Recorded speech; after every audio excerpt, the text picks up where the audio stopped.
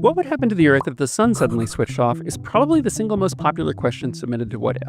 And it's been answered already. A search for What If the Sun Went Out turns up lots of excellent articles thoroughly analyzing the situation. However, there are a few aspects of this scenario that I thought other answers were missing, so I've decided to add my 2 cents. We won't worry about exactly how it happens. We'll just assume that the sun, for some reason, becomes a cold, inert sphere. What would the consequences be for us here on Earth? Better astronomy. Without the sun, ground-based observatories would be able to operate around the clock. The cooler air would create less atmospheric noise, which would reduce the load on adaptive optics systems and allow for sharper images. Improved satellite service. When a communications satellite passes in front of the sun can drown out the satellite's radio signal, causing an interruption in service. Deactivating the sun would solve this problem. Easier trade. Time zones make trade more expensive. It's hard to do business with someone if their office hours don't overlap with yours. If the sun went out, it would eliminate the need for time zones, allowing us to switch to coordinated universal time and give a boost to the global economy. Reduced risk of solar flares.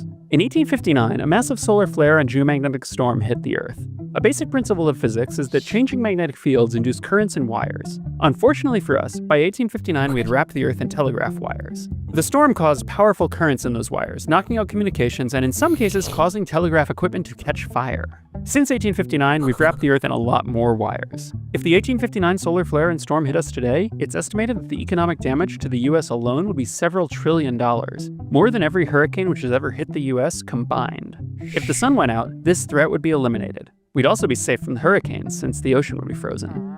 Cheaper bridges. The Department of Transportation estimates that it will cost $20 billion per year over the next 20 years to repair and maintain all US bridges. Many US bridges are over water. Without the sun, we could save money by simply driving on a strip of asphalt laid across the ice.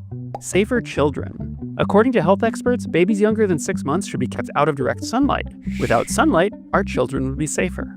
Safer pilots. Many people sneeze when exposed to bright sunlight. The reasons for this reflex are unknown, but in some situations it's speculated that it may pose a danger to pilots during flight. If the sun went dark, we could mitigate this potential aviation hazard.